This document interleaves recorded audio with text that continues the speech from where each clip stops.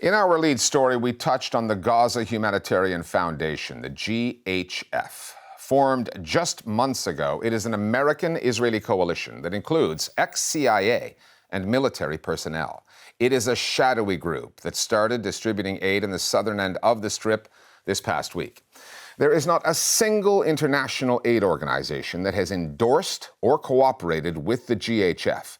Instead, from the UN to Oxfam to Médecins Sans Frontières, warnings have been issued that the GHF is militarized, privatized, and politicized, an exercise in, quote, aid washing, when a pretense of aid is designed to cover up something else entirely. One of the news outlets tracking the GHF closely with reporting from Palestinian journalists in Gaza is Dropsite News. Its co-founder, Jeremy Scahill, joins us now. Jeremy, let's start with the name of this organization now handling aid in the war zone, the Gaza Humanitarian Foundation. Is the GHF out to do what its name implies? Not in any way, shape, or form. I mean, first of all, let's just get one basic fact straight. The amount of so-called aid that it's distributing is a pittance relative to what is needed in these starvation conditions in Gaza that are being enforced as an act of war by the US-backed Israeli regime. It's incredibly cynical to use the term humanitarian in this name because Netanyahu himself has been very clear that this is a scam, a scheme that is intended to kind of quiet some of the criticism that Netanyahu has received, primarily from Republican senators who have said, we don't like the appearance of starvation in Gaza. So if you can create the facade that you're actually doing something, then we're going to make sure that the weapons keep flowing and our support for your war of annihilation continues. I mean, Richard, you couldn't get a sort of starker symbol of what the agenda is here, that you have a circumvention of an existing program that was effective, that you have American mercenaries deployed on the ground, that you have Israelis opening fire at desperate, starving Palestinians,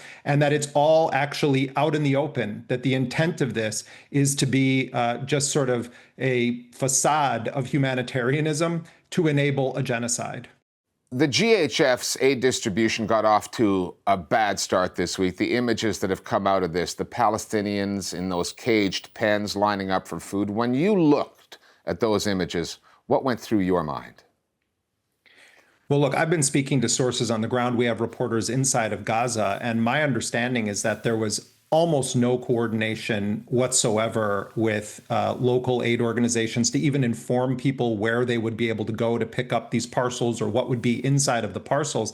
People just heard through text message, WhatsApp, word of mouth, there's going to be aid dropped in this location. And so because the population is starving and you have acute malnutrition among thousands of children, people started to trek through incredibly dangerous terrain. And they arrive at these sites and it was very chaotic. In some cases, they were using biometric identification systems or interrogating people. In others, they forced, or almost like cattle, Palestinians into barbed wire fencing apparatus. On the first day that they started getting this aid distribution underway, we heard from sources inside of Gaza that a man had been kidnapped when he was interrogated by Israeli intelligence. They got his family on the phone. They were supposedly looking for some relative that the family hadn't been in touch with since the start of the war. And when he didn't provide information that they were demanding from him, they disappeared him. That family has no idea where he is. We've heard of at least a dozen or so more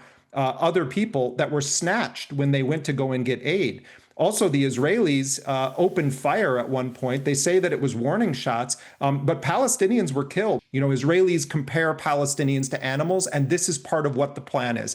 They want to essentially bait them into a cage, shut the door behind them, and then they either get killed in this killing cage, or the ultimate plan, which they call Trump's plan, is to take that cage filled with Palestinians of Gaza and ship them to another country. What we are witnessing here right now is a completely disgusting trap that Palestinians are being forced to as part of what Netanyahu has described as the final stage of his war to conquer Gaza.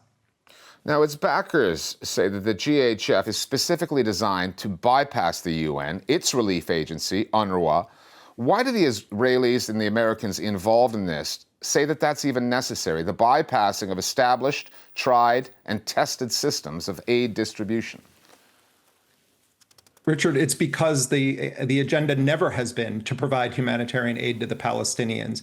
UNRWA was established around the same time as the state of Israel was imposed on Palestine.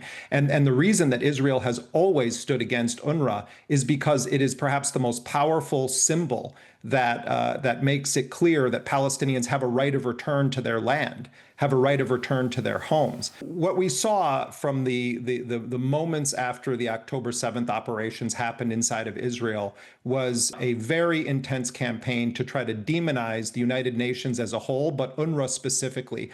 And the Israelis began planting stories that said that scores of UNRWA employees had participated in the October 7th attacks.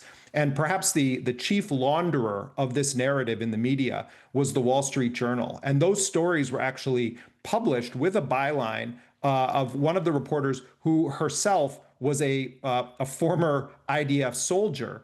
And they essentially portrayed UNRWA as a Hamas front organization. The United States and other countries responded to this propaganda, and they admitted that they didn't even do their own independent review by moving swiftly to try to defund UNRWA. When the United States and major US media outlets began serving as conveyor belts for the lies of Israel about UNRWA, this was a devastating series of events. And UNRWA has been fighting for its life. And so by creating an alternative pathway that circumvents international bodies, that essentially seeks to disintegrate UNRWA, what Israel is doing is saying, we want to always be in control of the calorie intake of Palestinians. We want to be able to shut off the water. We want to be able to shut off the food. We want to be able to block the medicine. The intent of this is to create the appearance of some alternative that would be viable to UNRWA, while at the same time ensuring full spectrum domination of Israel over the lives of Palestinians in Gaza. You and Dropsite have done extensive reporting on the Gaza Humanitarian Foundation. How difficult has it been to do that? How transparent is this organization? What kind of challenges are you facing in trying to tell this story? You know, as someone who's done a lot of reporting on mercenary organizations and CIA front organizations, it looked like what we would call a cutout, that it's not actually intended to be what the public is being told, but that it was set up for an alternative purpose. Sometimes intelligence agencies or governments set up fake companies to try to cover their employees as they do espionage. Other times they try to set up a company that has some legitimate front to it, but the agenda is different. I think we can safely say that the fact that there's very little information that's been released, that we know the connections to both Israeli and American intelligence, that this was intended to be a cutout that would serve the purpose of allowing Netanyahu to continue his war of annihilation while claiming that they're actually giving aid to people in Gaza. But Israel has been very effective with its propaganda, in part because of its allies in the Western media, particularly American and British news organizations that have promoted these lies or have not pushed back hard enough in demanding evidence. So, at some point, all of these governments and officials are going to come out and pretend like they were always against the genocide. We're seeing more and more media outlets coming out and taking that position. We're seeing more and more academics and scholars taking that position. You're seeing former Biden administration officials taking that position. Well, history is full of people who want to be right through hindsight. Courage means speaking out in real time. And so this should serve as a very serious lesson for journalists and governments. When it comes to Israel, you cannot ever believe the first draft of what they say.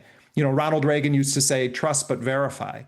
In the case of Israel, you have to assume it is lying and then check the facts. Jeremy Scahill, Dropsite News, always great to have you on the show. Thanks again for speaking with us here today. Thank you, Richard.